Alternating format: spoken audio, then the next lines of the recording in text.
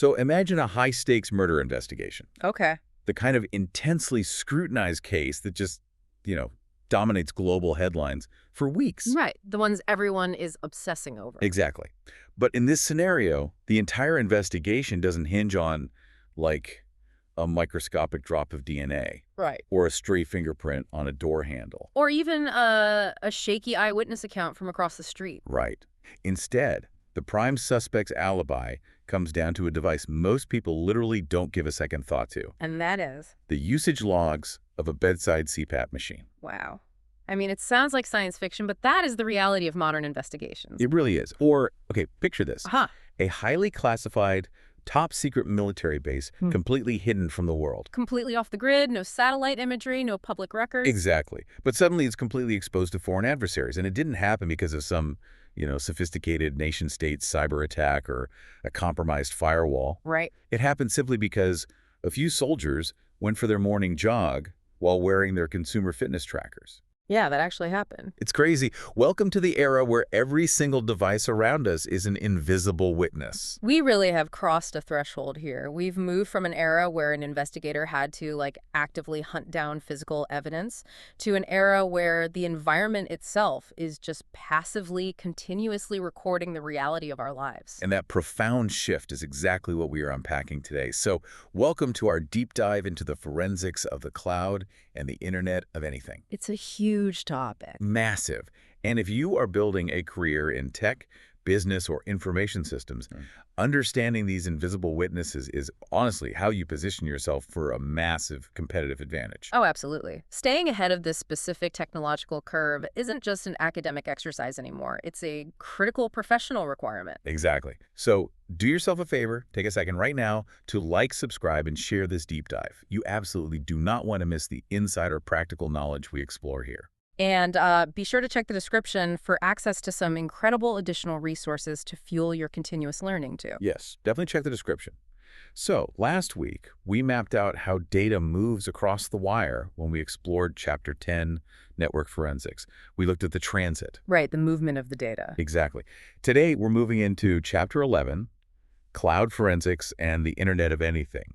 And this is based on the 2025 Guide to Computer Forensics and Investigations. Which is, I believe, the 11th of 15 chapters we're covering in this series. Spot on. Our mission today is to equip you with the practical, real-world mechanisms of how data is stored, how it is intentionally hidden by bad actors, and importantly, how it's miraculously recovered in the cloud and across billions of connected smart devices. Let's jump right in. Yeah, let's do it. So we hear the term the cloud constantly. It's such a buzzword. But if we strip away the marketing, where did this underlying architecture actually originate? Well, the foundational concept stretches back significantly further than most people assume. We really have to look back to 1968 to see the first viable blueprint. Wait, 1968? I mean, we are talking about the era of rotary phones and room-sized mainframes here. Precisely. But at that time, the Department of Defense's Advanced Research Projects Agency, ARPA. Right, ARPA. Yeah, they initiated a project called Program Plan Number 723. The vision was incredibly ambitious for the time. They wanted to engineer a viable solution for sharing networked resources across vast geographic distances. Okay, so networking mainframes together. Right. Pioneers like Dr. J.C.R. Licklider and Professor John McCarthy were already theorizing about a future where computing power could be accessed as a public utility. Like electricity or water. Exactly. You wouldn't need to generate your own power, you would just plug into the grid. Okay, so the military laid the philosophical groundwork. But that was for research and defense. When did this actually transition into a commercial reality that a regular business could use? The major commercial turning point arrived in 1999. That was the year Salesforce.com launched. Ah, Salesforce. Yeah, they completely revolutionized the customer relationship management, or CRM, space. They did. But it wasn't just what they offered, it was how they offered it. Because before 1999, if a major corporation wanted CRM software to, analyze their digital marketing research, they had to buy massive, expensive servers. Right, and buy software licenses on physical disks. Exactly. Plus hire a dedicated IT team to install it, maintain it, update it. It was a massive logistical undertaking. A huge CapEx, right. So Salesforce changed the paradigm by offering a CRM web service. A business subscriber could simply open a web browser, log in, and access enterprise-grade software that was completely hosted and maintained on Salesforce's infrastructure. They effectively became the utility provider for software you just plug into their grid. Precisely. And that brings us to the actual structural architecture of the modern cloud. The National Institute of Standards and Technology, or NIST, outlines 3 fundamental service levels for cloud computing. Yes, the big 3. Right. For anyone in business or IT, these are foundational concepts. We're talking about SaaS, PaaS, and IaaS. Let's break down the mechanics of each one. Sure. So software as a service, or SaaS, is the most ubiquitous. This is the Salesforce model we just discussed. Okay. The applications are delivered directly over the internet. The underlying data, the software code base, the servers, the operating systems, all of it is managed entirely by the cloud service provider. Okay, so if I'm writing a quarterly earnings report on Google Docs, I am using SaaS. I don't have to install a multi-gigabyte word processor on my local hard drive. I just authenticate through a browser, and the software is rendered for me on demand. Exactly. And if Google updates the software, you don't have to download a patch. The next time you refresh the page, you instantly have the new version. That makes perfect sense. So what's next? The next level down in terms of complexity and control is platform as a service, or PaaS. Here, the service provider manages the physical hardware, the network connectivity, and the operating system. So they give you the foundation. Right. They basically hand you a blank but fully functioning operating environment. It is then the customer's responsibility to load their own custom applications, databases, and data onto that platform. Okay, let me use a real estate analogy here to anchor this for our business students listening. I think of SaaS, like Google Docs, as checking into a luxury, fully furnished hotel room. I like that. Yeah, you don't have to buy a bed, you don't have to fix the plumbing, you don't even have to wash the sheets. You just walk in, use the room for its intended purpose, and leave. A very apt comparison. So following that logic, PaaS is like renting an unfurnished apartment. The landlord, the cloud provider, gives you the 4 walls, they make sure the electricity works, and they guarantee the plumbing won't leak. That's the operating system. Exactly. But if you want a place to sit, you have to bring your own couch. Right, you have to bring your own software applications to make the space functional for your specific needs. Which leaves us with the deepest and most flexible level, which is infrastructure as a service, or IA. With IaaS, customers are essentially renting the raw, bare metal computing resources. Servers, workstations, massive storage arrays. The cloud provider doesn't even provide the operating system. Wow. Literally just the hardware. Yep. The customer organization must supply and install its own operating systems, its own custom applications, structure its own databases, and employ its own IT staff to manage the entire stack. So returning to the real estate analogy, IaaS is basically like leasing an empty plot of dirt. That's exactly it. You lease the dirt. The provider guarantees the dirt will be there, but you have to pour the concrete foundation, frame the house, run the electrical wiring, and build the roof. So you have absolute granular control over every single variable, but you also shoulder the absolute responsibility for maintaining it. Right. So from a strategic business perspective, why would a rapidly expanding startup choose to lease the dirt? Let's say a founder has a brilliant new machine learning algorithm.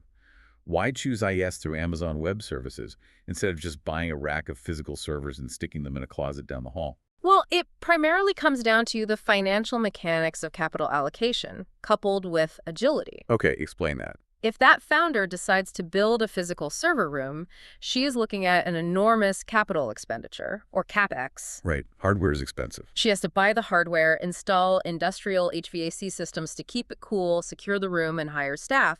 That cash is completely locked up. Yeah. But with IaaS, she shifts that financial burden to an operating expenditure, or OpEx.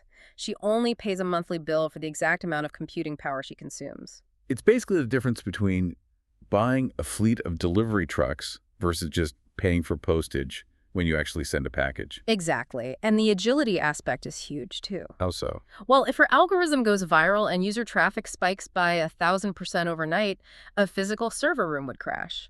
Ordering and installing new physical servers takes weeks. Right, you'd just be down. But with IaaS, she can log into a dashboard and spin up 50 new virtual servers in about 3 minutes to handle the load.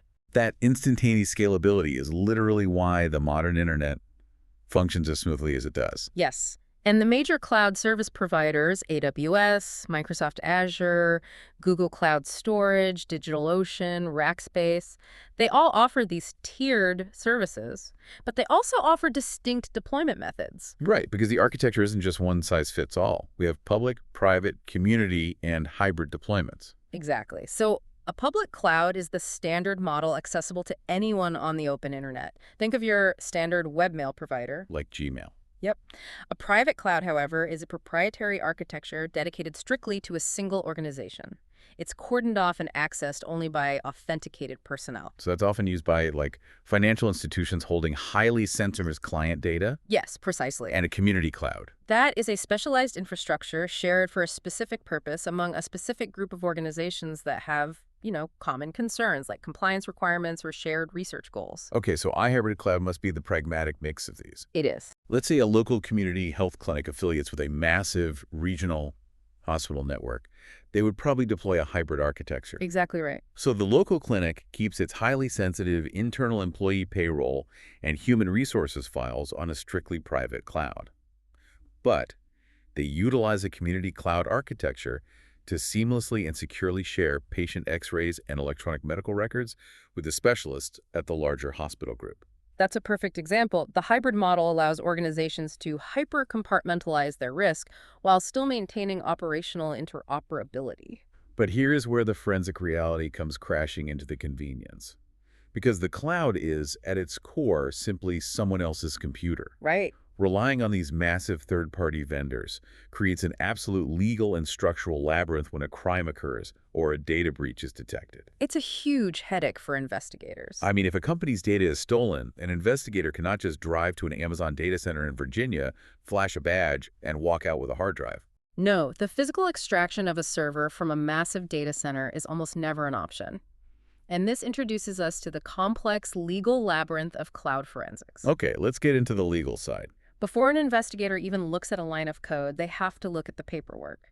Specifically, the Cloud Service Agreement, or CSA, which is also frequently referred to as a Service Level Agreement, or SLA. Why is that contract so pivotal to an investigation? Like, what are they looking for? Because the CSA is the ultimate governing document of that digital environment. It dictates the entire relationship between the business and the cloud provider. Okay. It outlines the support options, the expected system performance, guaranteed uptime percentages, throughput limitations, and critically, the financial penalties for missed services. But forensically, why does that matter? Because for an investigator, the CSA reveals the legal boundaries.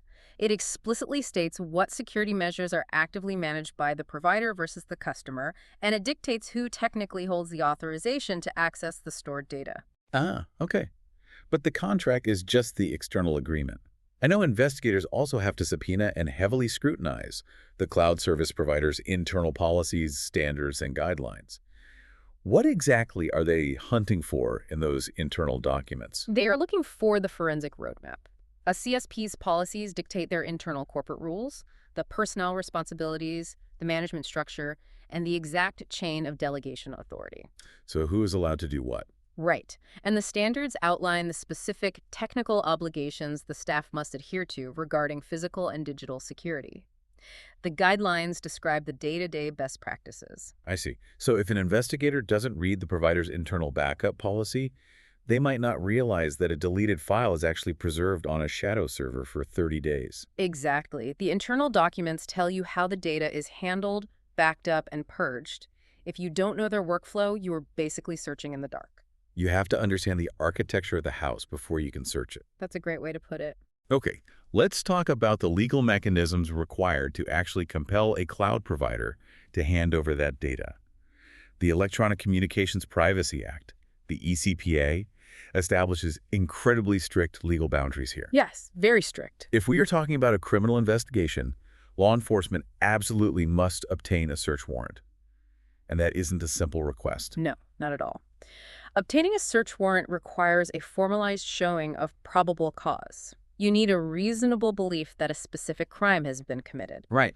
Furthermore, the warrant must satisfy the particularity requirement of the Fourth Amendment. They cannot just ask for all of the suspect's data. They can't just go fishing. Exactly. They must specifically describe the exact digital items to be seized and the exact virtual location to be searched. which has to be incredibly difficult when the data is literally shifting between server farms globally. Oh, it is. Now, if the situation isn't a criminal prosecution, say it's a civil litigation involving corporate espionage, or a situation involving an imminent danger of death or serious physical injury, the legal tool shifts. All right, they don't use warrants for those. In civil cases, investigators rely on subpoenas or court orders. These compel the production of records without requiring the criminal standard of probable cause. Though I assume they are still subject to strict judicial oversight. Yes, absolutely. And they can be challenged by the data owner? But even with a bulletproof warrant in hand, locating the physical data is a massive technical headache. Based on the architecture we discussed earlier, if an investigator is dealing with a SaaS environment, the data is firmly locked within the provider's remote infrastructure. Right. But if it's PaaS or IA, the suspect's data could theoretically be cached on a local office desktop, mirrored on a company server, or fragmented across the remote service provider's equipment.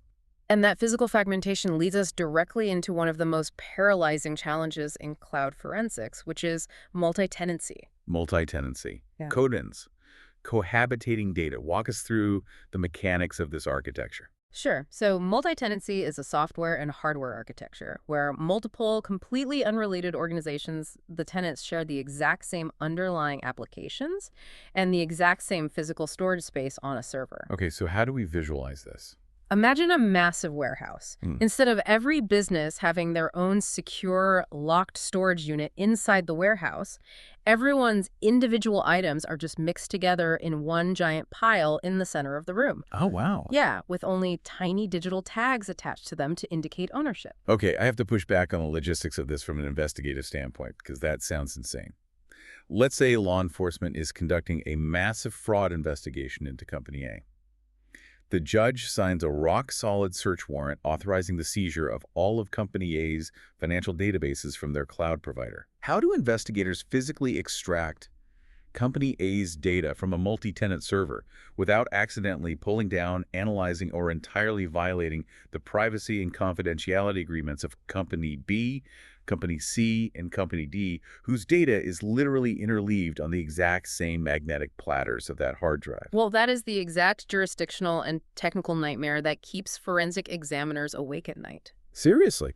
In a traditional investigation, you would seize the physical hard drive, make a bit-for-bit forensic image of the entire disk, and analyze it in a lab. Right, the standard protocol. But in a multi-tenant cloud environment, a physical extraction is impossible because you would illegally seize the data of innocent third parties. So how do you actually get the data? You have to execute a logical extraction. Right. You have to rely on the cloud service provider's internal software tools, the hypervisor management systems, to selectively query and extract only the specific logical files tagged to Company A. Wow. You basically have to trust that the provider's software is accurately separating the cohabitating data without altering it. Which introduces a break in the traditional chain of custody, because the investigator isn't the one touching the raw disk. Exactly. And what happens if the physical multi-tenant server farm holding Company A's data isn't in the same country as the investigator? Then the complexity multiplies exponentially due to international jurisdiction. Right. The cloud service agreement signed by the company might state that disputes are governed by U.S. law. But if the data is physically resting on a server in Germany, for example, the strict privacy laws of the European Union, like the GDPR, might completely override that contract. That makes sense. A foreign government could drastically limit your access or flatly reject the search warrant entirely. It is a staggering legal hurdle. But here is the truly terrifying part. Even if a forensic investigator magically navigates the ECPA, satisfies international data privacy laws, obtains the perfect warrant, and carefully executes a logical extraction of the multi-tenant data, they still have to face the technical sabotage deployed by the criminals. Because advanced hackers understand how forensics works, and they intentionally rig the digital environment.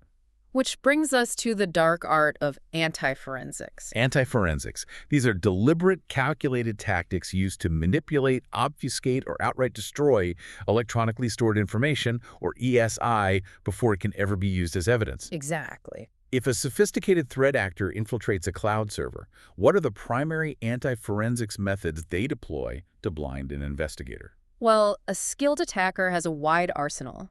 They might inject malicious code directly into the body of benign, legitimate files, hoping the investigator overlooks them. Sneaky. Very.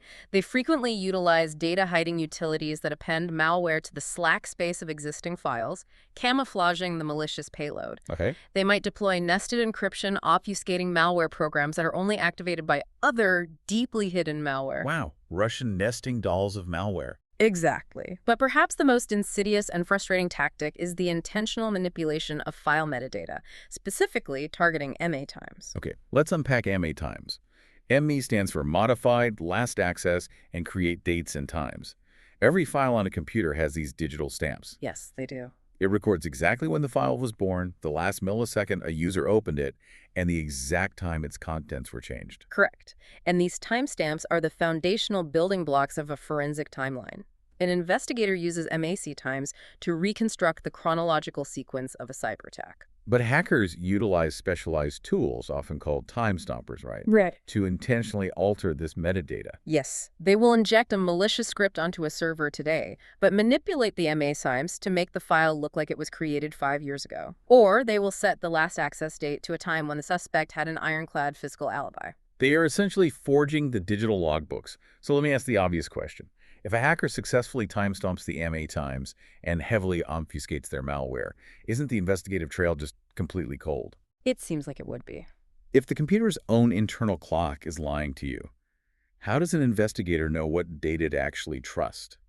This is where forensic science relies on mathematical absolute certainty.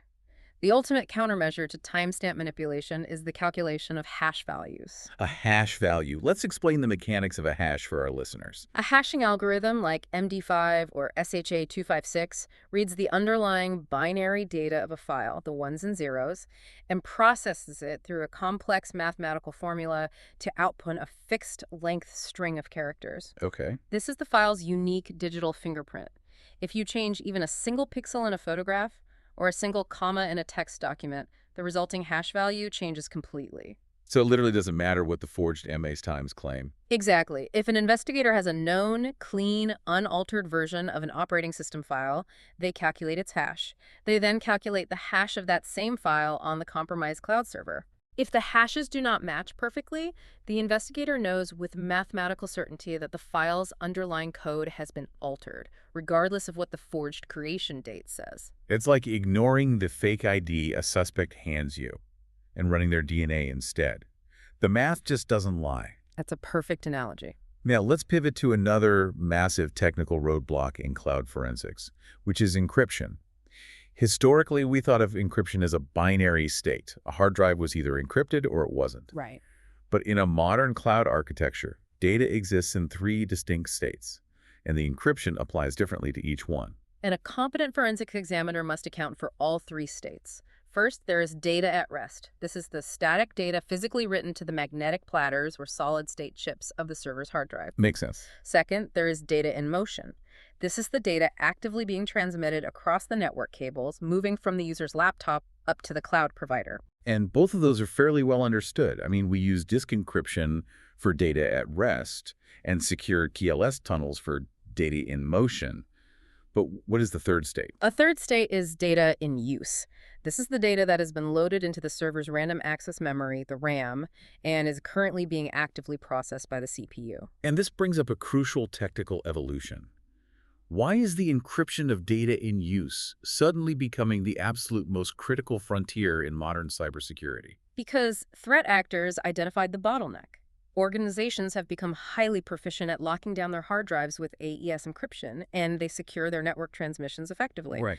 But traditionally, in order for the computer's central processor to actually perform calculations on that data, to search a database or update a spreadsheet, the data had to be briefly decrypted while it sat in the RAM. Oh, I see. So it's exposed for a split second. Exactly. Hackers realized that if they could compromise the server and scrape the RAM reading the data in use, they could steal the unencrypted information while it was actively being processed. Yeah. All the storage and network encryption in the world becomes useless if the data is stolen at the exact moment it is being thought about. Which is why the industry is pouring billions of dollars into homomorphic encryption. Yes.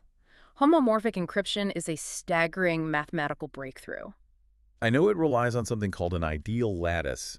mathematical formula, which makes it incredibly computationally intensive and virtually impossible to crack. Correct. But the actual functional result of homomorphic encryption is what's so mind-bending to me.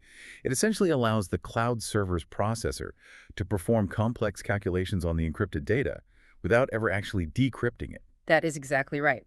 The data remains fully encrypted while in use in the RAM. The server performs the math on the ciphertext and returns an encrypted result to the user, who is the only one holding the key to decrypt the final answer. That is wild. The cloud provider never actually sees the plain text of the data they are processing. Never. It's brilliant for corporate privacy. Yeah.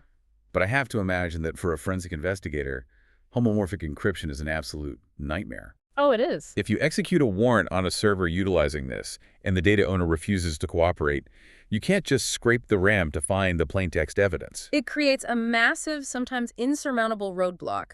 If the data remains encrypted during processing, the investigator must rely heavily on legal channels, subpoenas, and court orders to force the suspect or the data owner to surrender the decryption keys. Because without the keys, the data is just mathematically secure noise. Exactly, which makes alternative methods of data acquisition even more critical. Right. When dealing with virtualized cloud environments, particularly platform as a service or infrastructure as a service, investigators often rely on virtual machine snapshots. How does a snapshot bypass some of these hurdles? Well, in a cloud environment, servers rarely exist as single physical machines. They are virtual machines or VMs existing purely as software. Right. Taking a snapshot of a VM is like freezing time. It captures the exact complete state of that virtual machine at a specific millisecond. It captures the hard disk state, the exact contents of the RAM, the CPU registers, everything. It's like a complete 3D mold of the system. Yes. Forensic examiners can request these snapshots from the cloud provider, securely download them, and then recreate an exact isolated clone of the cloud server in their own forensic lab. Oh. They can acquire an image of the server, calculate hashes for all the files, and analyze the RAM contents exactly as they were at the moment of the attack. It allows an investigator to safely examine a pristine copy of the system before, during, and after an incident without alerting the attacker or altering the live environment. It is an incredible capability. But connect the dots here. If a sophisticated attacker uses anti-forensics, successfully spoofs the MA times, hides their malware in the Slack space, utilizes homomorphic encryption, and deletes the VM snapshots. Yeah. Sometimes the remote cloud server itself is just a dead end. A trail vanishes into the digital ether. It can certainly seem that way. The cloud can be fortified to an extraordinary degree. But investigators know one fundamental truth. The attacker had to reach the cloud somehow. They had to use a localized physical device, a laptop, a smartphone, a desktop computer to initiate the connection. And it is on that local device where attackers inevitably get sloppy and leave their footprints. Which brings us to the critical pivot in any investigation. Yeah. Tracking the breadcrumbs. We are talking about the local artifacts of cloud usage. Yes. If you are investigating a suspect who utilized a cloud service, but they were smart enough to not even install the cloud provider's dedicated software application on their personal PC, you can still find the evidence of their activity. Where is the first place an investigator looks? You start with the most common gateway to the internet, the web browser's cache files. Okay. Browsers like Chrome or Edge are designed for speed. To load web pages faster upon a second visit, they secretly download and store fragments of those pages, images, scripts, HTML, onto the local hard drive. So even if the suspect just logged into a cloud portal through a browser and didn't actively download a file, the browser might have cached fragments of the cloud documents, the login portal tokens, or the file directory names. Exactly. The cache retains the ghostly imprint of the web traffic. But if you are investigating a Windows PC, the absolute forensic goldmine is the Prefetch files. Let's do a deep dive into Windows Prefetch files because the mechanics here are fascinating. Microsoft engineered Prefetch files for a very benign, user-friendly reason, right? To reduce the time it takes for a software application to launch. Yes. When you open a heavy program, the Windows operating system monitors exactly which internal files and DLR path names the application requires to start up. It then caches that specific startup map into a Prefetch file. Right. The next time you click the app, Windows reads the Prefetch file and preloads the necessary components into memory, making the app launch significantly faster. It is a brilliant efficiency tool for the user. But for a forensic investigator, it is an incredibly detailed, involuntary ledger of human behavior. Wow. A prefetch file doesn't just tell you that a specific application exists on the hard drive, it tells you the exact chronological story of how and when it was used. Right. Let's look at exactly what a forensic investigator sees when they open one of these prefetch files in a specialized hex editor. Because they don't see a friendly, formatted text document. They see raw lines of hexadecimal code. It's just a wall of code. Yeah. Now, for anyone who might be a bit rusty on their computing architecture, hexadecimal is a base 16 numbering system. It looks like a dense grid of numbers and letters. An investigator knows that this file structure has specific offsets, basically physical street addresses within that grid of data. And those offsets contain highly specific metadata. Yes. If the investigator navigates exactly to offset 0 by 80 within the file, the binary data written at that exact address translates directly into the application's create date and time. Right. It shows exactly when the application was first introduced to the system. Then they move down to offset 0 by 88. Yeah. That specific address holds the modified date. But the most critical offsets for building a timeline are the next two. Exactly. Offset 0 by 90. This address holds the last access date and time. It records the exact millisecond the application was last opened by the user. If an investigator suspects a user ran a secure hard drive wiping tool just moments before the police knocked on the door, offset 0 by 90 will prove exactly what time the tool was launched, proving intent to destroy evidence. Which is huge in court. Finally, offset 0 by 98 shows a record date. And it gets even more granular because embedded deeper in that same prefetch file is a run counter. Oh, that run counter is devastating to a suspect's alibi. It tallies exactly how many times that specific application has been executed since it was installed. I like to compare prefetch files to a web browser's history tab, but applied to the entire operating system. That makes sense. A browser history just tracks what websites you visited. A prefetch file tracks every single digital tool you picked up, exactly when you picked it up, exactly when you put it down, and the exact number of times you swung the hammer. That is an excellent way to conceptualize it. It tracks intent and repetition. Now, if the suspect actually does have the cloud storage applications installed locally on their machine, the forensic artifacts become even more specific and damning. Let's examine those specific cloud applications, starting with Dropbox. Dropbox is ubiquitous in business, but investigating it requires specialized knowledge because since 2012, Dropbox has utilized a base 64 format for its internal databases. Yes, base 64. It's an encoding scheme that translates binary data into a string of ASCII text characters so it can be safely transmitted over networks. Right. But this means an investigator can't just open a Dropbox system file in a standard text editor like Notepad. It will just look like a wall of random gibberish. So what do? They need specialized forensic tools designed to read and parse a highly specific local file called filecache.dbx. This database acts as the master ledger, detailing exactly what files are synced, their local paths, and their server paths. And we see similar localized ledgers with Google Drive, right? Yes.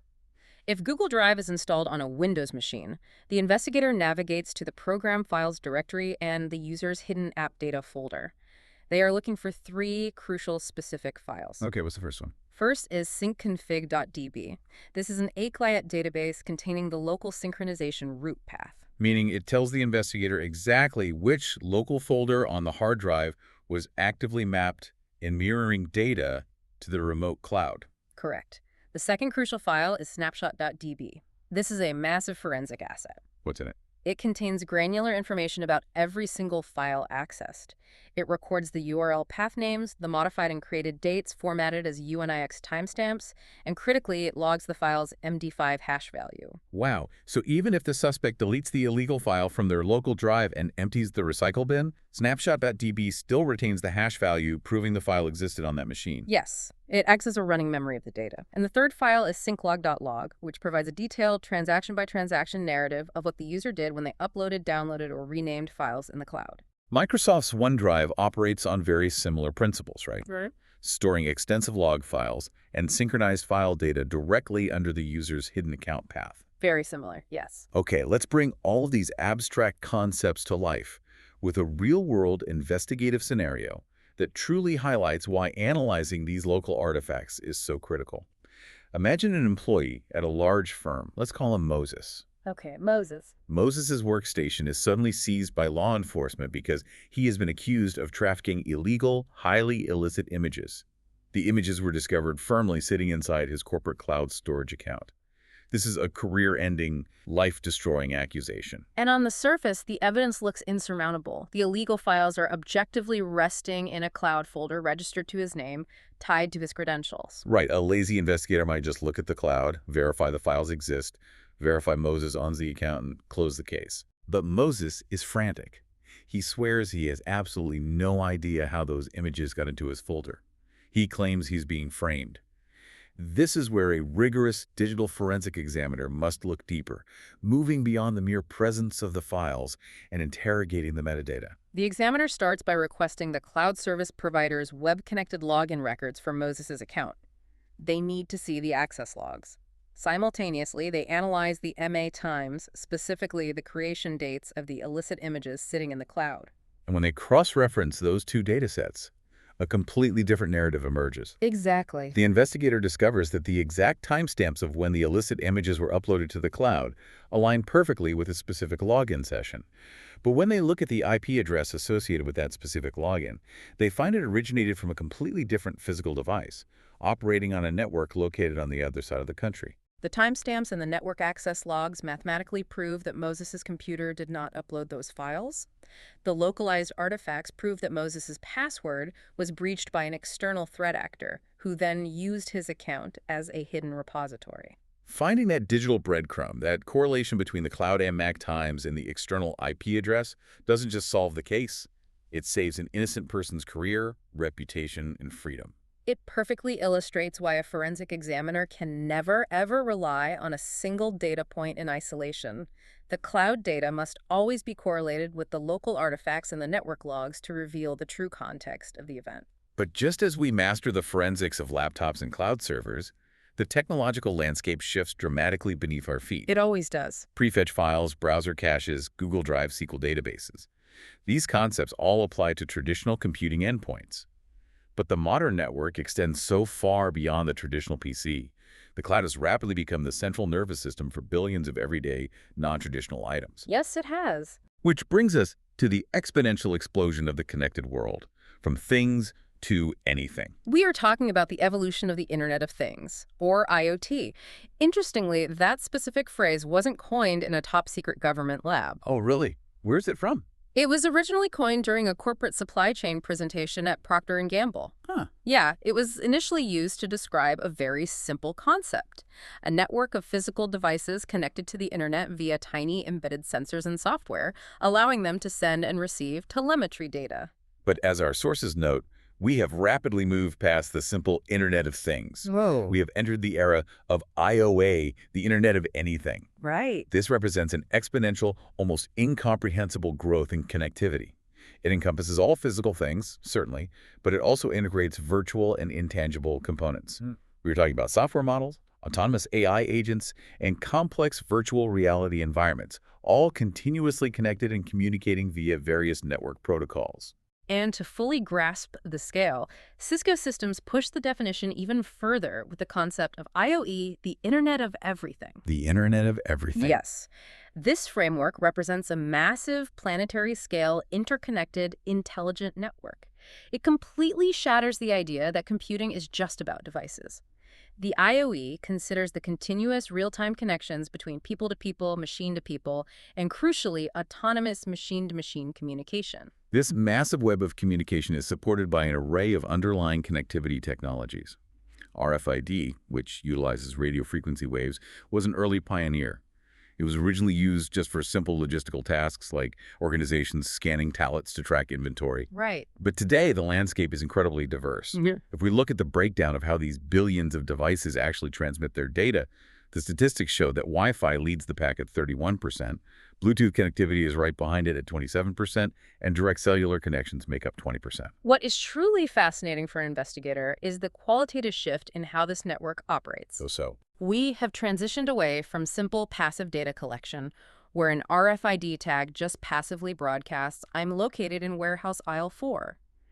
We are now operating within deeply interactive, intelligent ecosystems where machines are continuously analyzing data streams and making autonomous physical decisions based on data received from other machines, completely without human intervention. Okay, let me play devil's advocate for a moment here. Hearing terms like Internet of Things transitioning into Internet of Anything and Internet of Everything, is this just inflated Silicon Valley marketing jargon designed to sell new consulting services? It sounds like it sometimes. Or does this terminology represent a genuine structural, physical evolution in how networks and cities are actually built? It is absolutely a genuine foundational architectural shift. It represents the realization that computing power is no longer confined to a rectangular screen sitting on a desk. Yep. Computing has literally bled into the physical environment itself. For students entering information systems or corporate IT, understanding this is paramount.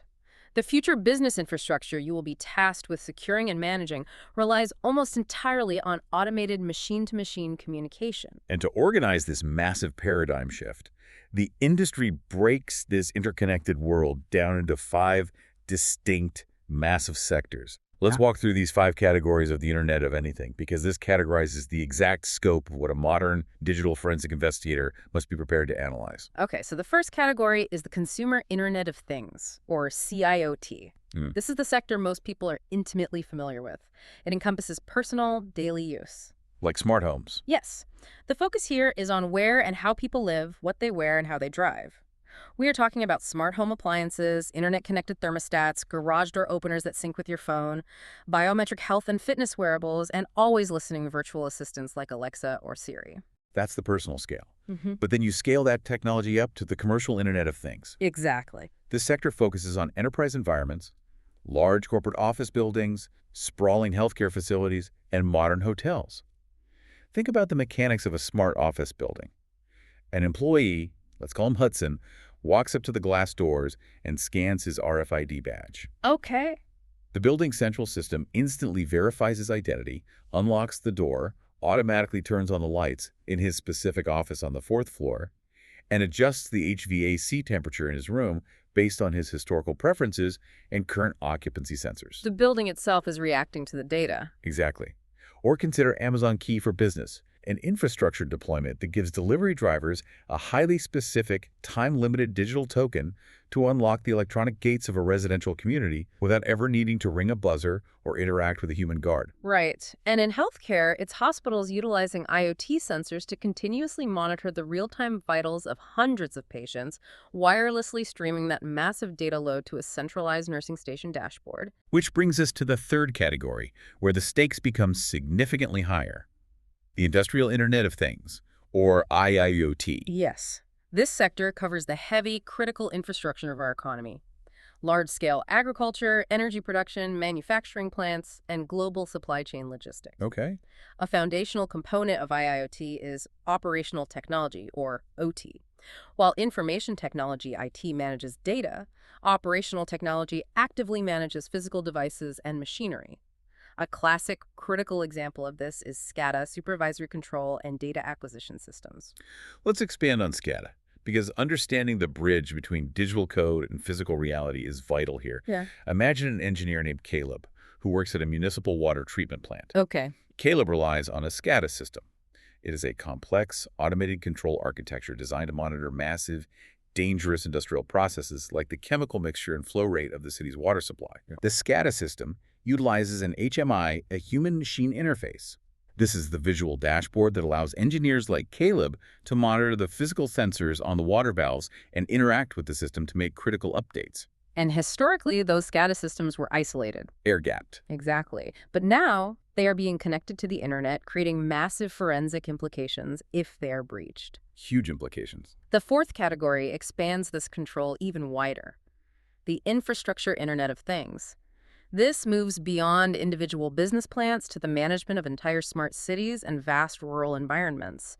We are talking about synchronized traffic control grids, regional energy grid load balancing, and municipal water and waste management. A brilliant example of this scale is public safety infrastructure. Consider the tsunami warning sensors placed on buoys floating deep in the ocean off the coasts of Hawaii and the Pacific Northwest. Right. These buoys are packed with IoT sensors, continuously measuring barometric pressure and wave anomalies, and feeding that data back to cloud servers in real time to provide early warnings. Another massive component of infrastructure IoT is vehicle-to-vehicle communication. or V2V. Oh, yeah. Modern cars are constantly wirelessly exchanging packets of information with each other about their exact GPS location, their direction of travel, and their speed, all to optimize citywide traffic flow and autonomously prevent collisions. But processing that much data requires a specific architecture, heavily reliant on IoT edge devices. Let me use an analogy to explain the mechanics of edge computing. Because the sheer volume of data generated by V2V in smart cities would instantly crash traditional networks. I like to explain edge computing using the workflow of a high-end restaurant kitchen. Let's hear the breakdown. Imagine a massive restaurant. If every single raw, unwashed vegetable, uncut slab of meat, and unpeeled potato was thrown directly at the executive chef in the center of the kitchen, the chef would be completely overwhelmed and the kitchen would grind to a halt. That makes sense. That executive chef is the central cloud server. The raw ingredients are the billions of raw data points generated by sensors every second. To solve this, the kitchen uses prep stations. Edge computing is like having a skilled sous chef at a local prep station right near the delivery door. Okay. The sous chef chops the vegetables, portions the meat, and discards the waste. They process the raw, heavy data locally. By the time the food goes to the executive chef, the chef only receives exactly what is primed and ready to be cooked. It is a highly accurate representation of the data flow. An IoT edge device sits physically close to the sensor. It performs immediate quick analysis on the raw data stream. Right. If a temperature sensor reads normal 10,000 times an hour, the edge device doesn't send 10,000 normal messages to the cloud. It drops the useless data and only sends an alert to the cloud when the temperature spikes to critical. Processing the data at the edge of the network saves massive amounts of bandwidth and reduces latency to milliseconds. It prevents the global network backbone from being completely choked by the noise of billions of raw sensors. And finally, the fifth category is the Internet of Military Things, the IOMT, which is frequently referred to as the Internet of Battlefield Things. Yes.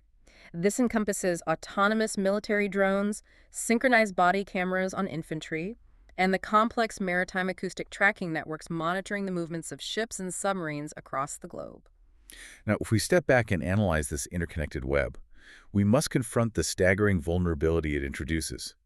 Specifically, the danger emerges when you take legacy industrial systems, like a SCADA system running a power grid that was coded and built 20 years ago, and you suddenly slap a modern wireless internet connection onto it so it can join the IoT. Oh, it's incredibly risky. It's a terrifying reality. You have critical physical infrastructure that was fundamentally designed to be completely isolated from the outside world, suddenly exposed to the global internet. Yep. And with all of these devices across all 5 categories constantly gathering hyper-specific telemetry data, they become an absolute goldmine for digital forensics. Yeah. The data they log transforms them into the invisible witnesses of our daily lives. Which leads us directly to the forensics of the Internet of Anything. And the most critical, foundational challenge an investigator faces in this new reality is establishing a digital chain of custody, or DCoC. Let's define the stakes here. A chain of custody is the meticulous, unbroken documentation of the exact route evidence takes from the moment it is collected at a crime scene to the moment it is presented to a jury in a courtroom. Right. If the chain is broken, the evidence is thrown out. With a traditional laptop, it's straightforward. You photograph the laptop, unplug it, place it in an anti-static evidence bag, sign a form, and lock it in a vault. But how on earth does an investigator establish a legally binding chain of custody across a chaotic, decentralized network of thousands of tiny, wireless, constantly communicating sensors? It is incredibly difficult, and it forces a complete rethinking of forensic methodology. Digital data in a sprawling IoT environment could potentially be extracted from the microscopic raw sensor itself, from the network interface card transmitting the data, from the localized central processing area, or from that IoT edge device we just discussed. So many variables. Yeah. Too many. To create a standardized framework for managing this chaos, an advisory board connected to NIST proposed a structured 3-zone approach for conducting IoT forensics. The 3-zone approach. Break down the geography of these zones for us. Zone 1 is defined as items you control. This encompasses the local network, the internal routers, and the personal endpoint devices physically residing within the suspect's premise. Okay. Zone 2 is defined as items at your border. This includes the external gateways, the firewalls, and the edge devices that facilitate communication between the internal network and the wider internet. In Zone 3. Zone 3 is hardware and software outside your control. This is the vast external reality. The cloud provider's remote servers, the third-party API applications, and the massive data centers hosting the services. By categorizing the evidence into these zones, investigators can prioritize their extraction methods. They can seize Zone 1 physically, but they must rely on subpoenas and logical extractions for Zone 3. But the overarching systemic problem that plagues investigations across all three of these zones is the inherent foundational security flaw of the IoT industry itself. The brutal reality is that investigating IoT breaches is so difficult because the vast majority of these consumer devices were built for market expediency and extreme cost saving. They were rushed through development to be as cheap and fast as possible. Security was an afterthought, if it was thought of at all. It makes perfect economic sense, even if it's a security disaster. When a manufacturer in an overseas factory is trying to build and sell a smart Wi-Fi connected light bulb for $9, they absolutely are not investing millions of dollars into developing military-grade encryption or robust firmware update protocols for it. No, they use default, hard-coded passwords that can be guessed in seconds. Exactly. The vulnerability is baked into the business model. Let's look at some deeply unsettling real-world case studies that brilliantly illustrate just how vulnerable these invisible witnesses are, and more importantly, how much intimate detail they actually observe. Let's start with a scenario regarding a man named Jacob and his smart thermostat. Jacob is an early adopter who loves his smart home setup. He installs a high-end smart thermostat. It connects to his home Wi-Fi network, and over a few weeks, it utilizes motion sensors and temperature adjustments to learn his exact routine. It learns when he leaves for work, when he returns, and adjusts the ambient temperature perfectly. Yeah. He can even log in from a smartphone app to cool the house down before he drives home. It is the peak of modern convenience. But let's look at this forensically.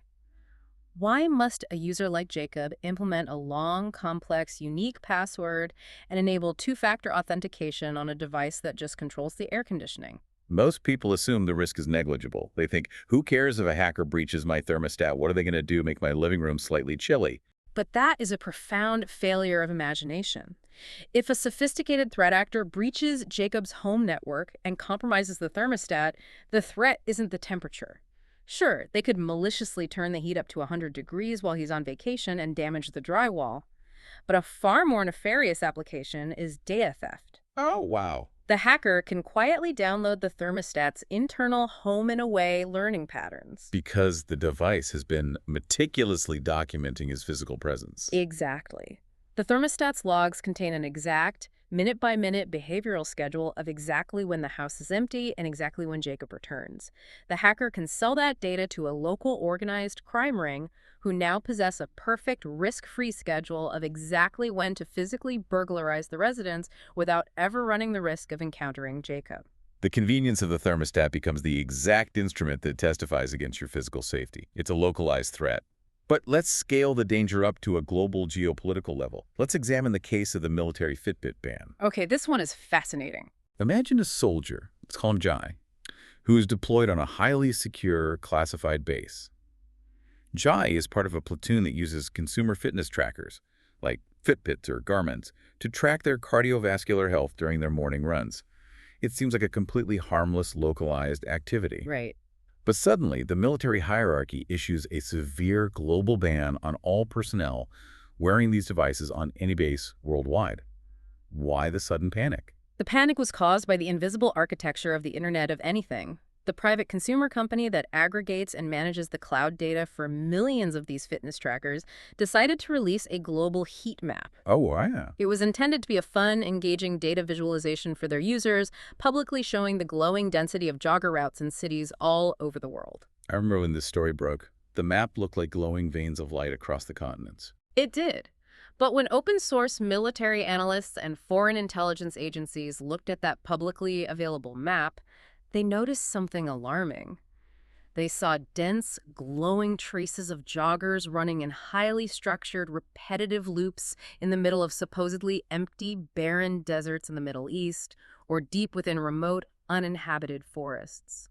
Because the fitness trackers were blindly uploading their GPS coordinates to the cloud, and because only military personnel were running in those remote areas, the aggregated GPS data perfectly illuminated the exact locations of the bases. It was worse than just locations. The high-fidelity GPS data mapped out the internal pathways between buildings, the exact perimeter patrol routes of the guards, and the physical geographic outlines of top-secret classified military installations all over the globe, rendering their physical camouflage completely useless. A catastrophic intelligence failure caused entirely by the passive data collection of a wristwatch measuring heartbeats. It is wild to consider the implications. And finally, let's circle all the way back to the hook of our deep dive, the CPAP machine alibi. Ah, yes. This is a brilliant illustration of forensic deduction and the limitations of digital evidence. We have a suspect named Colton. Colton is known to law enforcement. He has an extensive violent criminal record, including previous convictions for aggravated assault. The police strongly suspect him of committing a brutal assault that occurred just 2 houses down from his residence. Okay. The crime occurred at exactly 3:00 a.m. on the night of November 30th. Colton fits the profile perfectly, and he lives in immediate proximity to the crime scene. But Colton presents an incredibly specific alibi to the detectives. He states, "I couldn't possibly have committed the assault. I was sound asleep in my own bed, wearing my prescribed CPAP machine. Right. I suffer from severe sleep apnea. I am meticulously compliant, and I wear the machine every single night without fail from midnight to 8 a.m. Furthermore, I wear heavy earplugs, so I didn't even hear the commotion down the street." It's a clever alibi because it involves a machine that logs data. Yep. So the detectives don't just take his word for it, they obtain a search warrant for the CPAP machine's internal logs. Which they can do. Now, modern CPAP machines are firmly part of the commercial IoT ecosystem. They contain cellular modems or Wi-Fi chips, and they continuously log highly detailed compliance data to a centralized cloud server managed by the medical provider. The machine logs the usage time, the quality of the mask seal, specific breathing events like apneas, and exactly when the mask is taken on or off. So the investigators acquire the logs from the cloud provider and isolate the data for the month of November. They observe a clear pattern. Every single night that month, the log shows exactly 8 hours of usage. It's perfectly consistent. Until they look at the log for the specific night of the assault, November 30th. On that night, and that night only, the log shows only 6 hours of usage. 2 hours of machine time are completely missing. Interesting. The detectives immediately conclude, we caught him in a lie. He took the mask off for 2 hours in the middle of the night to sneak out, commit the assault, and then return to bed. Does this digital discrepancy prove beyond a reasonable doubt that he is guilty? No, it absolutely does not. And this scenario highlights a vital, nuanced lesson in the application of digital forensics. You have to understand exactly how the specific device records its data. Explain that. The CPAP log, in this instance, records the cumulative total usage duration for a 24-hour cycle. It registers 6 hours total. It does not provide an hour-by-hour timestamped breakdown. It does not prove which specific 2 hours were missing. Ah, so Colton counters their accusation. He claims, yes, it only shows 6 hours because I woke up at 1 a.m., couldn't fall back asleep, took the mask off, and sat in my living room watching television for 2 hours before going back to bed at 3 a.m. Right. Because the CPAP logs only total duration and lacks specific modified or last access timestamps for the exact hour of 3 a.m., the digital evidence cannot completely refute his revised narrative. Okay. Without other corroborating physical evidence like a recovered weapon, an eyewitness who saw him outside, or a muddy boot matching the scene, the CPAP log remains purely circumstantial evidence. It is suspicious, but it is not definitive proof of a crime. This raises such an important foundational point about the future of investigations. If we connect this scenario to the bigger picture of everything we have discussed, digital forensics in the IoT era absolutely requires the cross-referencing of multiple disparate data points. A single CPAP log by itself is insufficient. To build an unbreakable case, an investigator must weave a digital web. Exactly. You would need to correlate that CPAP usage log with the logs from Colton's home Wi-Fi router.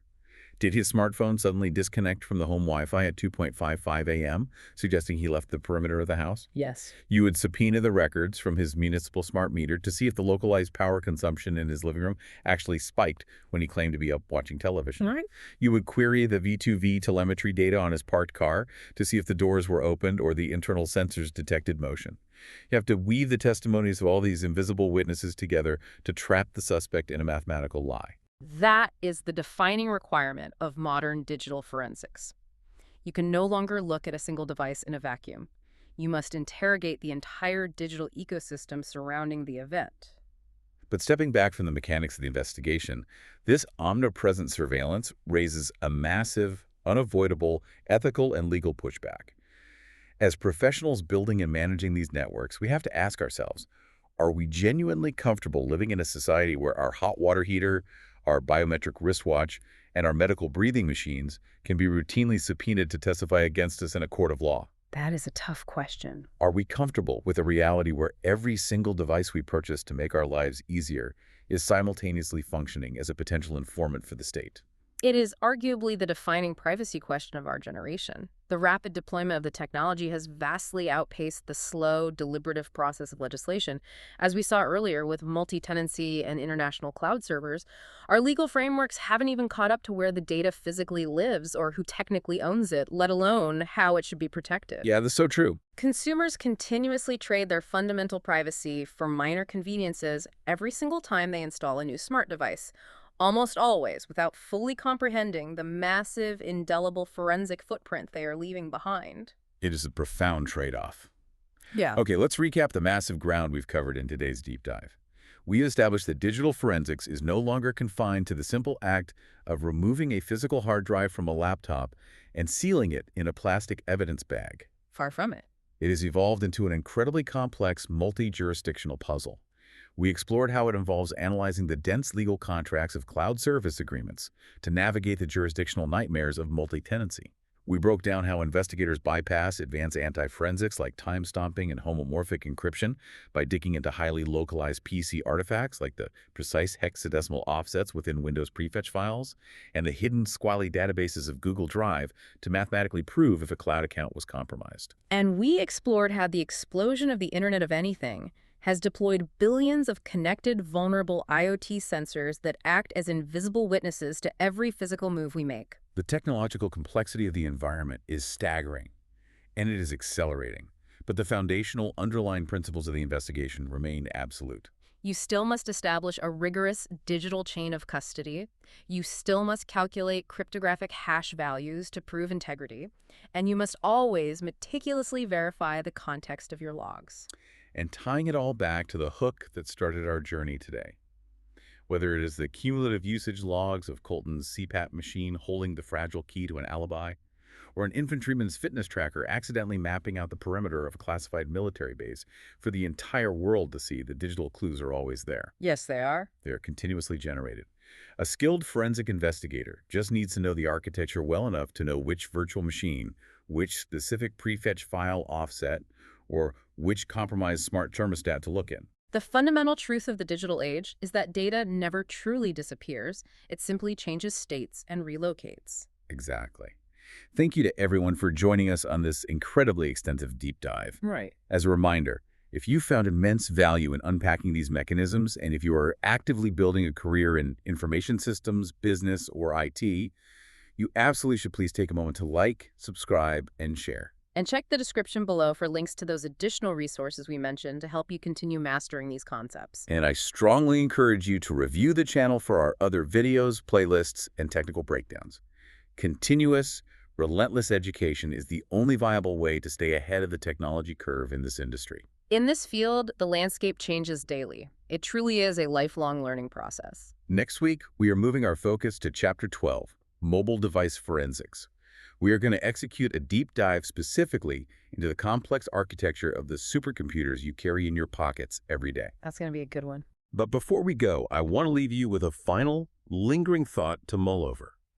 Tonight, the next time you casually adjust your smart thermostat, or tomorrow morning when you strap on your biometric fitness tracker before a run, ask yourself, where exactly is this telemetry data going?